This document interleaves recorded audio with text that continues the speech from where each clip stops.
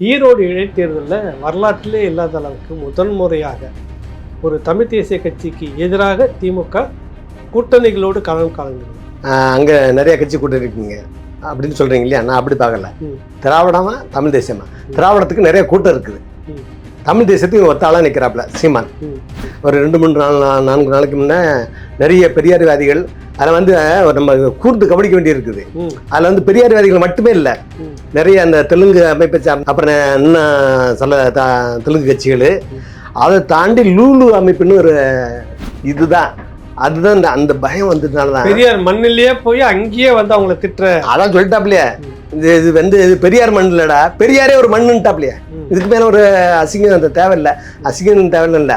அது வந்து ஆராய்ச்சி பார்த்தா, பகுத்தறிவு பார்த்தா அதான் உண்மை. அப்படிப்பட்ட தமிழை ஒருத்தன் பழிக்கிறான். தமிழை விட தன் தாயை விட உயர்ந்தது தமிழுங்கிறான். நீங்கள் தாய் அளவுக்கு வச்சுக்கோங்க. தன் தாயை பழிக்கிறவனை ஒருத்தன் தந்தைன்னு சொன்னானா நீ எவ்வளோ பெரிய இழிய பிரதியா இருப்ப? பணம் கொடுத்தா சீமானுக்கு வெற்றி, பணம் கொடுக்கலையா சீமானுக்கே வெற்றி. எழுதி வச்சுக்கோங்க. ஏன்னா அத்தனை மக்கள் அவ்வளோ கோவத்தில் இருக்காங்க. களத்துக்கு போயிட்டு பெரியார் கொள்கையை மட்டுமே சொல்லி ஓட்டு கேட்க முடியுமா? அங்கே போய் ஒருத்தர் பெரியாரை பிச்சு பேச மாட்டாங்க. பெரியாரை பேசுறவங்க நீங்க உள்ளுக்குள்ள திமுக அனுமதிக்காது பிரச்சாரம் பண்ணதுக்கு. நீங்க எல்லாம் பார்த்துட்டே இருங்க. சரி, இப்போ இந்த அமீரும் கருப்பழனியப்பன் இவர்களை போகிற நிறைய பேர் இப்போ வந்து சீமானுக்கு எதிராக அப்படின்ற ஒரு போக்கு எதிர்க்கலாம், கருத்து சொல்லலை, இல்லை சொல்லலை, ஆனால் சொல்றது எல்லாமே சரின்ற மாதிரி. இறைவன் மிகப்பெரியவன் நீ சொல்லிட்ட, அப்புறம் நீ அவனுக்கு மேல அவனை வந்து ஒருத்தன் கேவலமா பேசிட்டான், அவனை தூக்கி பிடிக்கிறதுனா உங்களுக்கு என்ன அர்த்தம் இருக்கும்? நீங்க சொல்லுங்க. ஒண்ணு சீமான மேல உள்ள வெறுப்பு. நம்ம எல்லாத்தையும் நெருக்கமா பார்த்தானே சொல்றேன். சீமான் வந்து நீ வெறும் சீமான் இல்லடா, 10 கருணாநிதி அப்படின்னு அவனை வீழ்த்தே முடியாது அப்படின்னு. பெரியார் மட்டும் இருந்ததா பிரபாகரன் விடுதலை புள்ளிங்கிறது ஒன்று தோன்றிருக்க முடியாதுங்க. 70-80 இங்க வந்து பாண்டி பேச்சாரில் அவர் அரெஸ்ட் பண்ணாங்க இல்லையா? பெரியார் இருந்தா அன்னைக்கு சுட்டுக்கொள்ள சொல்லியிருப்பாரு. ஒளிபரப்பாளர்கள் என்ன சொன்னாரு? ஈழத்து காந்தின்னு சொன்னீங்க இல்லையா? தந்தை செல்வா அவர் வந்து கேட்கும்போது என்ன சொல்லியிருக்காரு? நானே ஒரு அடிமை, உங்களுக்கு எப்படி ஒரு அடிமை? அப்புறம் எப்படி ஒரு அடிமை எப்படி போராட சொல்லுவோம்? அதனால சீமானுக்கு எனக்கு உதவி பண்ண முடியல அப்படிங்கிறத விட ஒருத்தர் இல்லாம இருக்கணும். விட்டுருங்க, வரட்டும். நீங்க எதுக்கு தமிழ் தேசிய முன்னணி ஒரு கட்சி ஆரம்பிச்சீங்க? நீங்க போய் திக்கால இருக்க வேண்டியதானே? எனக்கு சீமான் மேல நிறைய விமர்சனம் இருக்குங்க. எனக்கு ஒரு விமர்சனம் கிடையாது, ஒன்றும் கிடையாது. எனக்கு கட்சி வளர்க்கல அப்படிங்கிற, எனக்கு கட்சி கட்டல அப்படிங்கிற ஒரு வார்த்தை வேற எந்த இது கிடையாது.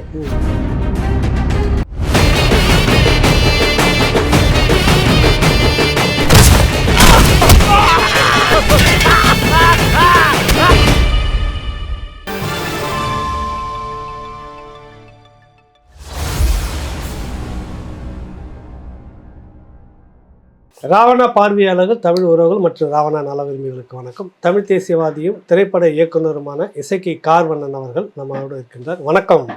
வணக்கம். ஒரு நீண்ட இடைவெளிக்கு பிறகு உங்களை சந்திக்கிறேன். ஆமா, குறிப்பாக இந்த தமிழ் தேசிய தளத்தில் கடந்த ஒரு வாரமாக, இன்னும் 10 நாளாகவே வந்துட்டு இந்த தமிழ் தேசியத்துக்கு எதிராக திராவிடர்கள் என்னெல்லாம் அறிக்கை கொடுத்து பேசிட்டு இருக்கிறாங்கன்றலாம் இருக்குது. நம்ம பின்னாடி பேசுவோம். ஈரோடு இடைத்தேர்தலில் வரலாற்றிலே இல்லாத அளவுக்கு முதன் முறையாக ஒரு தமிழ் தேசிய கட்சிக்கு எதிராக திமுக கூட்டணிகளோடு களம் காணுகிறது. இங்கே ஒத்த கட்சி, இந்த பக்கம் கூட்டணி, திமுக கூட்டணியில் ஒரு 10க்கு மேற்பட்ட கட்சிகள் சேர்ந்து பார்க்குற அந்த களம், அதை பற்றி உங்களுடைய பார்வை என்னங்க? ஆமாம், நீங்கள் வந்து ஒரு ஆள் அங்கே நிறைய கட்சி கூட்டணி இருக்கீங்க அப்படின்னு சொல்கிறீங்க இல்லையா? நான் அப்படி பார்க்கல. திராவிடமா தமிழ் தேசியமா? திராவிடத்துக்கு நிறைய கூட்டம் இருக்குது. தமிழ் தேசியத்துக்கு ஒத்த ஆளாக நிற்கிறாப்புல சீமான். இதுதான் அதனால தான் சொல்கிறாப்புல. அங்கே நின்றுட்டு என்ன இப்போ நீங்கள் பார்த்துருப்பீங்க, ஒரு 2-3 நாளைக்கு முன்னே நிறைய பெரியார்வாதிகள் அதில் வந்து நம்ம கூர்ந்து கவனிக்க வேண்டி இருக்குது. அதில் வந்து பெரியார்வாதிகள் மட்டுமே இல்லை, நிறைய அந்த தெலுங்கு அமைப்பை சார்ந்த அந்த அருந்ததியர்கள் கட்சி, அப்புறம் இன்னும் சில தெலுங்கு கட்சிகள், அதை தாண்டி லூலு அமைப்புன்னு ஒரு அவங்களுக்கு தெரிஞ்சிருக்கும் குழு அமைச்சு அது அந்த ஒரு அது என்ன சொல்ல கூச்சமாக இருக்குது அமைச்சு ஒரு ஷேர் பண்ணிக்கிறத, அவங்களோட உடல்நிலையை ஷேர் பண்ணிக்கிறத வச்சு ஒரு குழு வச்சிருக்கிறாங்க. உங்களுக்கு தெரிஞ்சிருக்கும்னு நினைக்கிறேன்.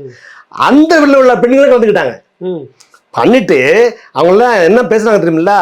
நீ ஈரோடு வந்து பாடுறா, நீ ஈரோடு வந்து பாடுற. அந்த சினிமாவில் வந்து சுந்தர்சி சார் படம் வந்து வடிவில் இருக்கும். நீ ஓ ஏரியா தானே இது பண்ணிட்டேன், நீ வந்து பாடுறா. கடைசியில் அவன் போயிட்டான். நீ தெருவுக்கு வந்து பாருண்ணா, தெருவுக்கும் போயிட்டான். சரி வீட்டு இதை பாரு வீட்டுக்கிட்ட வந்துடான்டான். கடைசியில் எங்கே போய் நின்னா வீட்டுக்குள்ளேயும் போய் வீட்டு வீட்டில் நின்று பேசின உடனே அங்கே பார்த்தா ஒரு 4 பேர் நின்று ஐயா அதுவும் கதறாப்புல உங்கள் வீட்டில் உங்கள் தாத்தா பாட்டி வீட்டு முன்னாடி நின்று வந்து பேசுனா நீங்கள் ஒத்துப்பீங்களாங்க எங்கள் வீட்டு முன்னாடி நின்று எங்கள் ஐயாவையும் இளங்கவனையுமே திட்டுறாப்புலங்க அப்படின்னு பேசுறா. இதுதான் அதுதான் அந்த பயம் வந்ததுனாலதான் பெரியார் மண்ணிலேயே போய் அங்கேயே வந்து அவங்கள திட்டுற. அதான் சொல்லிட்டாப்லையே இது வந்து இது பெரியார் மண் இல்லடா, பெரியாரே ஒரு மண்ணுட்டாப்லையே. இதுக்கு மேல ஒரு அசிங்கம் அந்த தேவையில்லை, அசிங்கம் தேவையில்லை. அது வந்து ஆராய்ச்சி பார்த்தா பகுத்தறிவு பார்த்தா அதான் உண்மை. அதான் உண்மை. ஏங்க இந்த மண்ணு வந்து இந்த மண்ணுல பிறந்து வந்து இந்த மண்ணுடைய கல்வியை கத்துக்கிட்டு இந்த மண்ணுல அறிவை பெற்றுக்கிட்டு ஏன் நீ வந்து இங்கிலீஷ் படிச்சு வந்து அறிவு வளர்ந்துருக்குமா? உனக்கு சிந்திக்கு கொடுத்து கற்றுக் கொடுத்தது தமிழ் மொழி. ஆனா நீ தமிழை சனியம் பண்ணிங்கிற, தமிழை சனியம் பண்ணிங்கிற, அது தாய்ப்பால் விதி பிடிச்சவங்கிற, தமிழை வந்து காட்டு பிராண்டு பண்ணிங்கிற. இப்படி எவ்வளவு கேவலமா பேசிட்ட. உனக்கு பேர் என்னன்னா தமிழர் தந்தை. தமிழர் வந்து இவ்வளவு கேவலமா பேச வேண்டாம். உலகத்திலேயே தன் தாயவும் தன் தந்தையரையும் தன் முன்னோர்களையும் கேவலமா தன் தாயை இழிச்சு வலிச்சு பேச வேணாம் ஒருத்தர் தந்தைங்கிறான். அவன் எவ்வளவு பெரிய கேவலமா இருப்பான். சொல்றவன் கேவலம் சொல்றான், அவ்வளவு பெரிய கேவலமானவனுங்க. தந்தை பெரியார்னு சொல்றான். தன் தாயை பழிச்சவன ஒரு தன் சொல்லியிருக்கிறான். நிறைய பேர் பேசியிருக்கா. ஐயா வைரமுத்து கூட ஒரு இதுல சொல்லியிருக்காரு, தமிழ் நாளைக்கு சாகணும் நான் இன்னைக்கு சாகன்னாரு. அப்படிப்பட்ட தமிழை ஒருத்தன் வலிக்கிறான். தமிழை விட தன் தாயை விட உயர்ந்தது தமிழுங்கிறான். நீங்க தாய் அளவுக்கு வச்சுக்கோங்க. தன் தாயை பழிக்கிறவன ஒருத்தன் தந்தைன்னு சொன்னானா நீ எவ்வளவு பெரிய எளிய பிறவியா இருப்ப. அந்த கூட்டம் தாங்க இன்னைக்கு கதறது. இதான் இன்னைக்கு ஈரோடு களம். நிறைய பேருக்கு இங்க பெரியார் பிரச்சனை இல்ல, சீமான் வளர்றான்னு. முட்டா பேர சீமான் வந்து தமிழ் தேசியத்தை வச்சிருக்கான்டா. இன்னைக்கு அந்த ஒண்ணு அந்த ஒற்றைக்கு தான் அந்த ஒற்றை சொல்லுக்கு தான் வளர்ச்சி இருக்குது. அவன் சீமான் வளர்றாங்கிறது வளர்ச்சி இல்ல கிடையாது. கருணாநிதி காலத்திலே கிடையாது. இருந்தா தனிச்சு போட்டு வந்துட மாட்டாங்கல்ல. அவன் வந்து ஒருவனே தேவன் சொல்ல மாட்டார்ல. கடவுள் இல்லைன்னு சொன்னாரு. அப்ப இவரு வந்து வெளியே வந்து ஒன்றே ஒருவனே தேவன் சொல்ல மாட்டார் இல்லையா? எப்படி சொன்னாரு? திராவிடம் சொன்னா அவங்க வெல்ல முடியாது, அவங்களுக்கே தெரிஞ்சிச்சு. தமிழ் தேசியன்ற மாதிரி வந்து ஒட்டு, அதாவது அங்கேயும் இல்லாம இங்கேயும் இல்லாம இதை சொல்லுவாங்களே, அதே ஒரு முட்டாள்தனமானது. ஒன்றே குலம்னா அந்த ஒரு கடவுள் யாரு அப்படிம்பா. நான் கூட அந்த படத்துல அடுத்த படத்துல அந்த வசனத்தை வச்சிருக்கேன். தளபதி விஜய் அந்த வார்த்தை சொல்லிடுறாரு, முன்னாடி இருக்கவங்களும் அந்த வார்த்தை சொல்லியிருக்கிறாங்க. அந்த ஒரே தேவன் யாரு அப்படின்னு வச்சிருப்போம். ஏன்னா கடவுள் வந்து இவன் இந்த ஒரு கடவுள் இல்லைன்னு, இந்த கடவுள் இல்லைன்னு சொல்லுதான் அந்த கடவுளுக்கு போறான். அப்புறம் மாதிரி நீ ஒன்றே குலம் ஒரு தேவன், அதுக்கு என்ன அர்த்தம்? அதுக்கு ஒரு அதாவது இது ஆரம்பத்துல இருந்து ஒரு இதுவுமே தீர்வாவோ தெளிவான பேச்சே கிடையாது. அது இன்னைக்கு வந்து தமிழ் தேசியம் பேசுற உடனே தான் இவங்களுக்கு எல்லாருக்குமே பயம். ஒத்த ஆளா நின்று பேசி ஸ்கோர் பண்ணிட்டு போறான்னு இருக்காங்க. ஆனா அதுக்கு பின்ன அவனை பேச வைக்கிறது தமிழ் தேசியங்கிறது இங்க இருக்கிற எந்த அரசியல் கட்சிக்கும், வளரணும்னு அரசியல் கட்சி வச்சிருக்கவங்களுக்கும், நம்மளும் அரசியல் செய்யணும்னு அரசியல் செய்யணும்னு நினைக்கிறவங்களுக்குமே இது புரியாத புதிர்.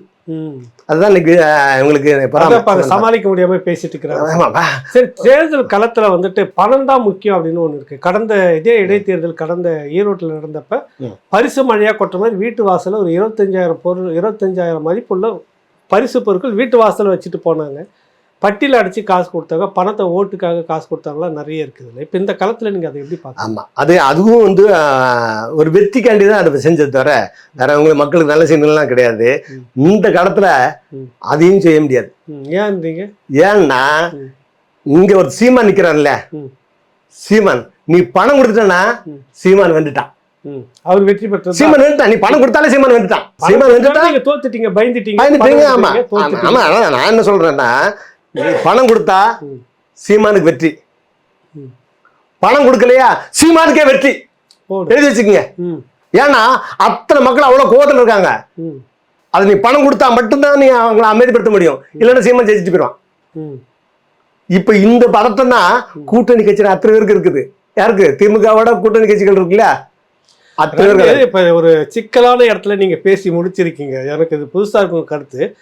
பணம் விநியோகம் பண்ணாங்கன்னாக்கா அது ஒரு விதத்துல திராவிடத்துக்கு தோல்வி, பயந்துட்டு போயிட்டு தோல்வி விட்டு விநியோகம் பண்ணதாக அர்த்தம். அதே நேரத்துல இப்படி கொடுத்த உடனே நீங்க வந்து அது சீமானுக்கு தான் வெற்றி, உங்களுக்கு இல்லைன்றீங்க. பயம். பணம் கொடுக்காம விட்டீங்கன்னா சீமானுக்கே வெற்றின்றீங்க. ஆமா, பணம் கொடுக்கணும் சீமான் ஜெயிச்சிருவாப்ல.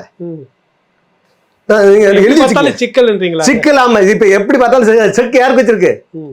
திராவிடத்துக்கு வச்சிருக்கு. நீ காசு கொடுக்கலன்னா மக்கள் ஓட்டு போட மாட்டாங்க உனக்கு. ஏன்னா உங்ககிட்ட தத்துவம் கிடையாது, உண்மை கிடையாது. என்ன இருக்குது? நம்பகத்தன்மை தான் இருக்குது உங்க மேல.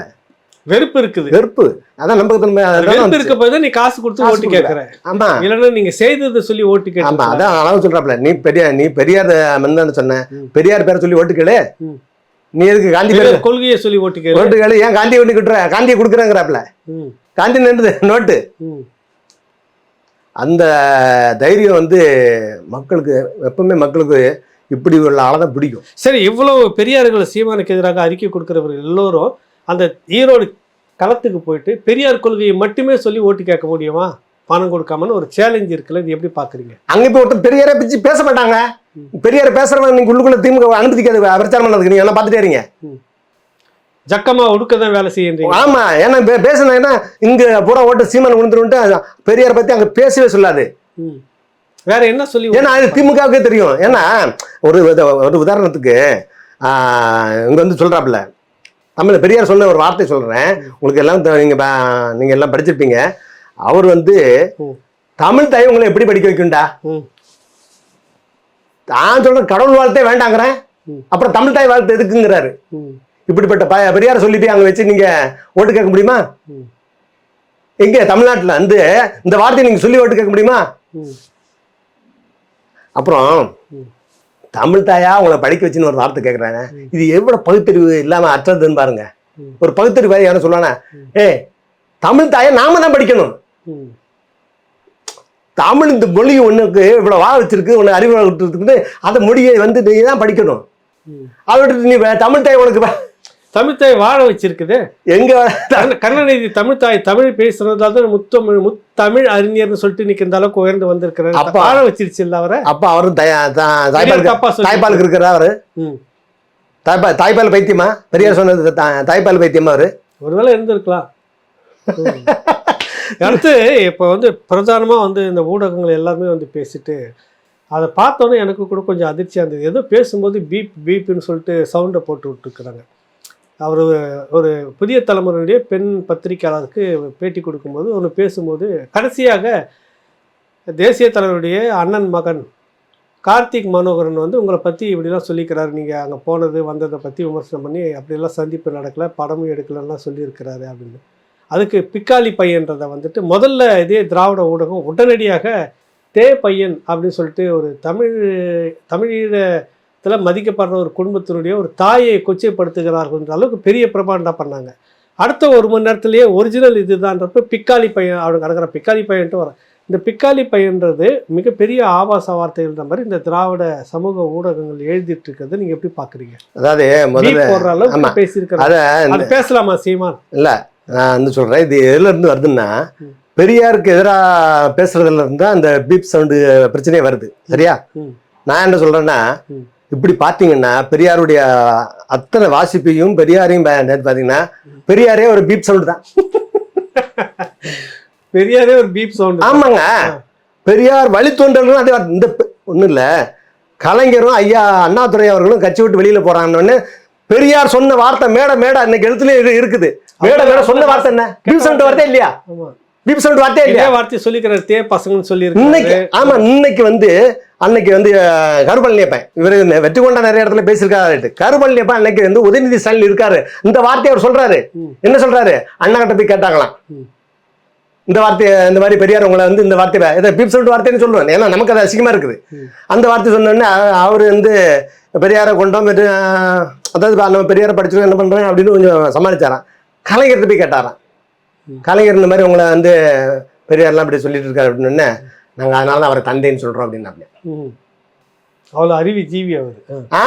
அப்போ நான் என்ன சொல்றேன், அவர் அவ்வளவு வார்த்தை இவ்வளவு போற இடத்துல பெரியாரே ஒரு பீப்ன்றீங்க. ஆமா, அதுக்கு இந்த வார்த்தை மேடைகளை போர் பேசியிருக்காரு. இந்த வார்த்தை இன்னும் இருக்குது, அவருடைய குரல்லே இருக்குது. நீங்க கேட்டிருப்பீங்க.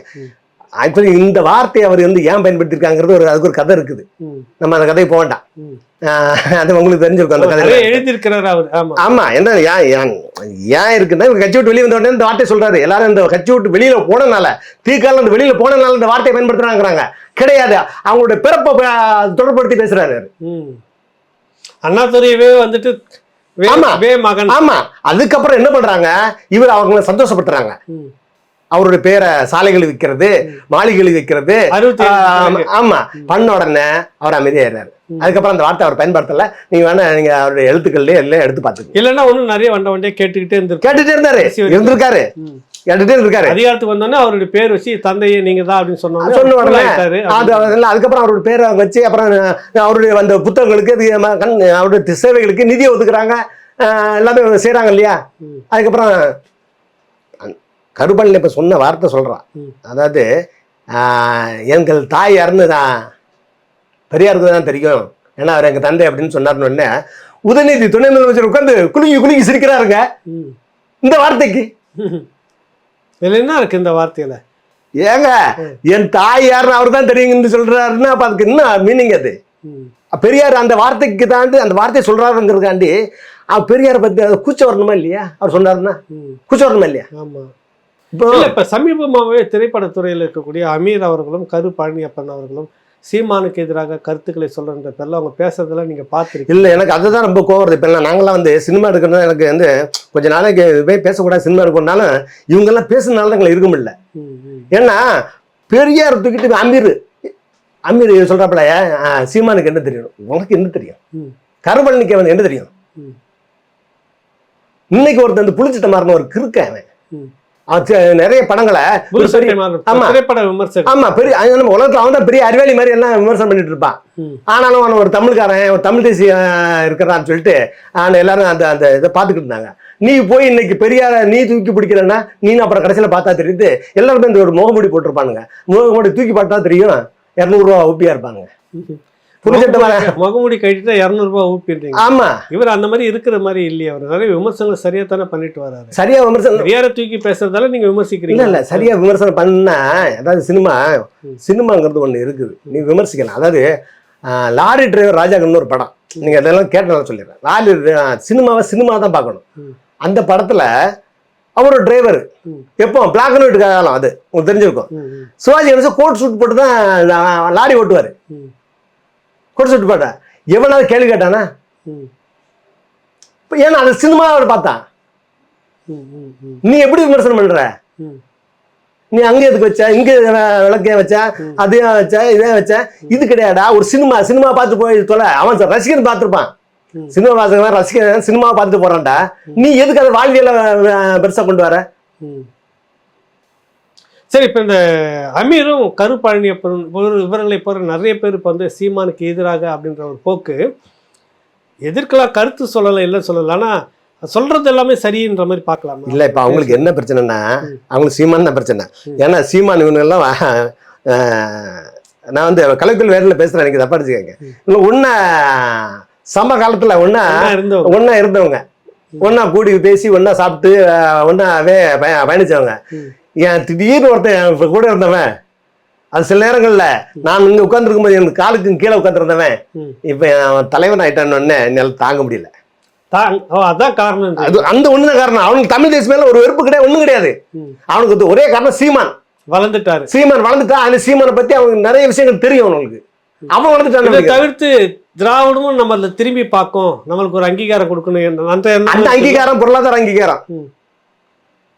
அங்கீகாரம்ன்றது பொருளாதார அங்கீகாரம். வேற என்ன இருக்குது? வேற என்ன இருக்கு சொல்லுங்க? வேற இவங்களுக்கு என்ன இருக்குது? ஏங்க அமீர் அவர் வந்து இறைவழின்னு அத்தனை நேரம் அவர் பேசிட்டு இருக்காரு. திடீர்னு பெரிய இறைவனே கிடையாடா, அவங்க கடவுளை கற்பித்தவன் காட்டு பிராட்டிங்கிறான். இறைவன் மிகப்பெரியவன் நீ சொல்லிட்ட, அப்புறம் நீ அவனுக்கு மேல அவனை வந்து ஒருத்தன் கேவலமா பேசிட்டான், அவனை தூக்கி பிடிக்கிறதுனா உங்களுக்கு என்ன அர்த்தம் இருக்கு? நீங்க சொல்லுங்க. ஒண்ணு சீமான மேல உள்ள வெறுப்பு, இன்னொன்னு பொருளாதாரமா தான் இருக்குங்கிறது என்னுடைய கணிப்பு. சரி, இப்ப இருக்கக்கூடிய இந்த தமிழ் தேசிய எழுச்சின்றது வந்து இதுக்கு முந்தைய நீங்க தொடக்க காலத்துல சீமான் அவர்களோடு பயணிச்சுட்டு இருந்தீங்க. இப்போ ஒரு அருமையான ஒரு திரைப்படம் தமிழ் குடிமகன்ற ஒரு திரைப்படத்தையும் கொண்டு வந்திருந்தீங்க. அப்புறம் வெளியில் வந்துட்டு இருக்கீங்க. இருந்தாலும் தமிழ் தேசிய தளத்தில் தான் உறுதியாக இருக்கிறீங்கிறதுல இந்த தமிழ் தேசிய தளம்ன்றது இப்போ இத்தனை பேரும் மேலே உழுந்து இது எப்படியாவது இதோட முடிச்சிடணும் அப்படின்ற நோக்கத்தோட பாத்தீங்களா? ஆமா, எல்லாரும் அமெரிக்க அதிபர் மட்டும் இதை கேட்டு வாங்கி இல்ல அறிக்கை. அதாவது ஒருத்தனை தள்ளி போட்டு எல்லாரும் போட்டு குதறான்னு பாக்குறானுங்க. அதுக்கு அவனை நினைச்சிட்டானுங்க அவங்க சீமான்னு. நான் அது முன்னாடி மேடையிலே சொல்லியிருக்கேன். எப்போ 2010-11 ஆர்ப்பாட்டம் நடத்துறோம் வள்ளூர் கூடத்துல. அப்ப நான் சொன்னேன், நீங்க சீமானா, ஏன்னா நான் சீமான் கூட பயணிச்சு அதிகமா என்னோட வாகனம் சரி, அவர் வீட்லயும் சரி, நம்ம எல்லாத்தையும் நெருக்கமா பார்த்தானு சொல்றேன். சீமான் நீ வெறும் சீமான் இல்லடா, 10 கருணாநிதி அப்படின்னு, அவனை வீழ்த்தவே முடியாது அப்படின்னு சொன்னேன். ஆமா, அப்படியே மெடலில் சொன்னேன். அந்த ஆர்ப்பாட்டத்தில் மெடலில் சொன்னேன். சீமான் தெரியும், அங்கே நிறைய பேர் தான் எல்லாருக்கும் தெரியும். அதனால சீமான் இவன் சீமான் அடிச்சுட்டு இவன் எல்லாம் பேசிட்டு இருக்கான பழைய சீமான்ட்டு. அவன் தமிழ் தேசியம் படிச்சுட்டான். ஏன்னா உங்களுக்கு தெரியும், பழைய சீமான் ஒண்ணுமே கிடையாது, அவனை வெளுத்துட்டு போயிடலாம். ஏன்னா நானே சொல்லியிருக்கிறேன், நிறைய இடத்துல சொல்லியிருக்கேன். ஏன்னா திராவிடம் பேசிட்டு தெரியும், சீமானுக்கு ஒண்ணுமே தெரியாது. திராவிடம் பேசிட்டு இருக்கு. ஏன்னா இந்த தமிழ் தேசியம் பேசுறதுக்குன்னா ஒரு 200-300 கூட்டங்கள் பேசியிருக்காப்ல. திராவிட கூட்டம் நான் பேசியிருக்கேன். யார் கூட்டாலும் விஷயமா பேசுவாப்ல, அப்படி பேசியிருக்காப்ல. இன்னைக்கு அப்படி இல்ல. அதாவது அந்த திராவிடம் பேசுன சீமான் இல்ல, இன்னைக்கு தமிழ் தேசியம் பேசுறாங்க. தமிழ் தேசியம் தான் அவரை ஏக்குதுங்கிறாங்க. அதாவது இன்னைக்கு சீமானுக்கு எதிராக இந்த ஒரு இதுதான், சீமான் வளர்ச்சி தாங்க முடியாம இவனுக்கு என்ன பண்றாங்கன்னா, ஆனா திராவிடம் உண்மையில பயந்துச்சு. திராவிடம் பயந்தனாலதான் கருப்பழனியப்பன், அமீர், அப்புறம் ராமகிருஷ்ணன், குளத்துருமணி, பெரியாரிய கூட்டமைப்பு 32 அமைப்புங்கிறாங்க. எல்லாருமே, திருமாவளவன், ஐகோ, எல்லாருமே இப்ப இவ்வளவு பேரு எல்லாருமே அறிக்கை விட்டாச்சு. சீமானை நீங்க எத்தனை பேர் லெட்டர் பேட் கட்சி முதற்கொண்டு அறிக்கை விட்டாச்சு. அதனால அடுத்த ராகுல்கிட்ட போய் அறிக்கை கட்டுறாங்க. ராகுல் காந்தி காங்கிரஸ். ஆமா ஆமா, அவர் தான் சீமானு பேசணும். அவர் தான் சொல்றாரு, நான் அறிக்கையில தமிழ்நாட்டுக்கு வந்துட்டு பேசுறேன் அப்படின்னு இருக்கிறாரு. ஏன்னா அவரு அடுத்தல அதுக்கு அடுத்தால யார்கிட்ட போனோம்னா, அடுத்தால பாப்பா ஓடிட்டு போய் அதெல்லாம் வாங்க முடியாது அப்படின்னு, என்ன வாங்க மாட்டாப்ல. ஏன்னா அவங்களுக்கு இந்தியா கூட்டணி இல்லை. இந்தியா கூட்டணியில் இருக்கிற தலைவர்கிட்ட போய் கேட்க முடியாது. ஏன்னா அங்கேயே இந்தியா கூட்டணியே சனாதன சிக்கல்ல மாட்டிட்டு இருக்குது. அது முடிஞ்சு போச்சு. அடுத்தால இருக்குது ஒரே ஆள் தான் இருக்கிறாப்ல. யாரு? ட்ரம்ப். அமெரிக்கா அதிபர் ட்ரம்ப். ஆமா, என்ன சொல்றீங்க? ஆமாங்க, எதிர்க்கிறதுக்கு அமெரிக்க அதிபர் ட்ரம்ப் அறிக்கை கொடுக்கணும். நீங்களே சொல்லுங்க, வேற எங்க ஆள் இருக்காரு? வேற ஆள் எங்க இருக்கிறாரு? கேட்டு வாங்குவாங்க. ஆமா, அவங்க அதெல்லாம் செய்வாங்க. ஏங்க அதை செய்ய மாட்டாங்களா? உலகம் முழுக்க ஆளுக்கு போன் போட்டு நீ பேசுங்க, நீங்க பேசுங்க, சீமானுக்கு நீங்க பேசுங்க, எல்லாத்துக்கும் பேசுங்கிறாங்க உலகம் முழுக்க. ஆமா, பிரபலமான அவங்க டிவி அதுக்கு பெரியாரை போற்றி வெள்ளக்காரனை வச்சு கடிதம் கொடுக்க சொன்னாங்களா இல்லையா? ஐயா வீரமணி அதுக்கு அவர் அறிக்கை விட்டுருக்காரா இல்லையா? நடந்துச்சு. இவங்களும் போய் கேட்பாங்க. கேட்கும்போது அவன்கிட்ட சொல்லிட்டு அதுக்கப்புறம், ஆனா வெள்ளக்காரன் ஆதாரம் இல்லாம இது செய்ய மாட்டான். அதுக்கப்புறம் இந்த ஃபர்ஸ்ட்ல ஒரு அறிக்கை விட்டுட்டு அதுக்கப்புறம் பார்த்துருக்கான், என்னடா இவ்வளவு பிற்காலி பயிலா இருக்கா அப்படின்னு சொல்லிட்டு. ஆமா, அதாவது இல்ல நீங்க அதை நீங்க பீப் சென்ட் எடுத்துக்கிட்டீங்கன்னா, அதை என்ன ஊடக அறம் தானே இன்னைக்கு இருக்க ஊடகாரம் இருந்தது. பிற்காலி பையனா பீப் சென்ட் போடணும். பாரதி இந்த ஊடகமே விபச்சார ஊடகம் சொல்றப்ப பீப் போட மாட்டோம். அது சொல்லிட்டா எஸ்சி சார் அதோட கேவலமா சொல்லிட்டாப்ல. அதுக்கு பீப் போட மாட்டோம். அதுக்கெல்லாம் போட மாட்டான். சீமான் போட்டாதான். சீமான் பிற்காலி ஆக்சுவலி இந்த பிற்காலி பையன் எங்க ஊர் பக்கம்லாம் வயசான தாத்தா தான் பேரன்னு சொல்லுவாரு. ஏதாவது தாத்தாவை அவன் நடக்க முடியாம இருக்கும், வண்ணி அவர் கிண்டல் அடிச்சோ ஏதோ அவரை விட்டு ஓடுவான். ஏய் படுக்காளி பையல அப்படிம்பாங்க. அதாவது விளையாட்டு பேத்தமா இருக்கிறவன ஒரு அப்படிதான் அந்த வார்த்தையை பயன்படுத்துவாங்க. ஆனா அதுக்கு பீப் சவுண்ட் போட்ட உலகத்திலேயே ஒரு ஊடகம் தமிழ்நாட்டு ஊடகம்னாங்க. அதான் சொல்றது, இந்த ஊடகம் அத்தனையும் அவ்வளோ இருக்கிறா. இன்னும் ஒன்னே ஒன்று சொல்லிடுறேன். நீங்க இவ்வளவு பேர் எல்லாம் இப்போ இது ஒரு இந்த தேர்தல் சீமான் இல்லாம எல்லாரும் இதுக்குள்ள ஒரு கருத்து கணிப்பு வெளியிட்டிருப்பீங்களே இல்லையா? கருத்து கணிப்பு நேரம் விட்டுருப்போம். சீமானாங்கிறத போட மாட்டீங்க. என்னப்பா அதிமுகவா பிஜேபியா யாரு இந்திரா என்ன அது அப்படின்னு ஒரு கருத்து கணிப்பு போடுவீங்கல்ல. இப்ப போடு, நீ உண்மையான பத்திரிகையாரன், நீ உண்மையான ஒரு ஊடகத்தாளனா இப்ப போடு.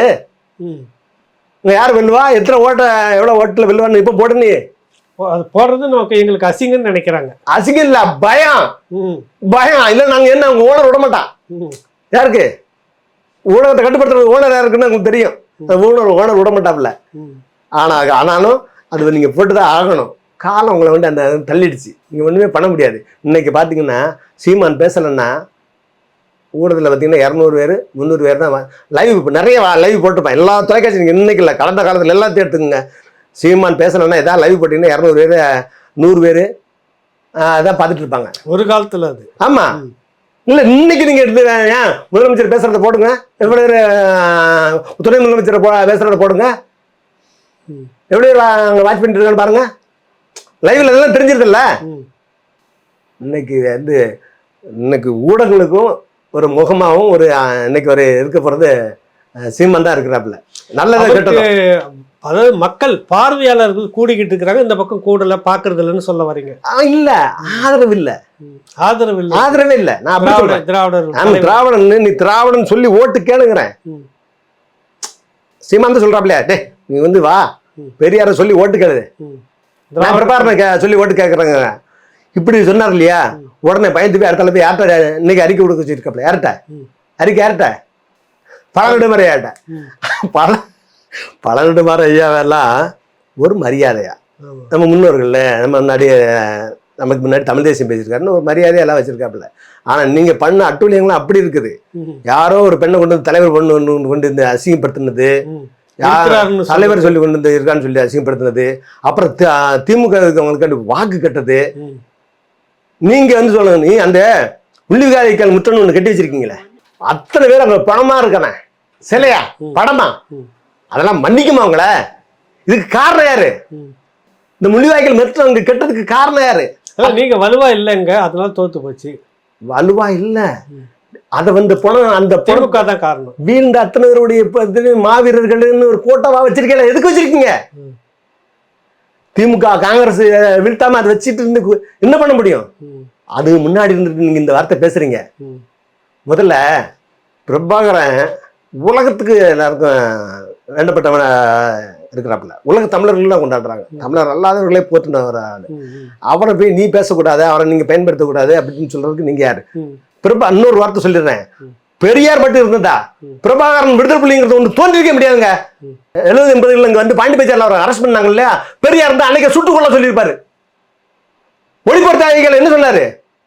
எண்ணெய் ஊற்றி எரிங்க இல்லாம சல்லிப்பை 4 சல்லிப்பையில சுட்டு போடுங்க, இந்தியா தமிழ் அது அப்படின்னு ஒரு வார்த்தைக்கு சொல்லி இருந்திருந்தாருன்னா அங்கேயும் கெடுத்திருப்பாரு. பிரபாகரன் இங்க வந்திருந்தா அங்க வந்திருக்க அன்னைக்கு அவர் சுட்டு தீவிரவாதி சுட்ட சொல்லியிருப்பாருங்க. ஆனா நீங்க எப்படி சொல்றீங்க? நெடுமாறன் ஐயா அவர் சொல்ல வர்றாரு, பெரியார் இருந்திருந்தால் அங்க போய் இன்னைக்கு போராடி இருப்பாரு. ஐயா அந்த ஈழத்து காந்தின்னு சொன்னீங்க இல்லையா, தந்தை செல்வா அவர் வந்து கேட்கும்போது என்ன சொல்லியிருக்காரு? நானே ஒரு அடிமை, உங்களுக்கு எப்படி ஒரு அடிமை? அப்புறம் எப்படி ஒரு அடிமை எப்படி போராட சொல்லுவோம்?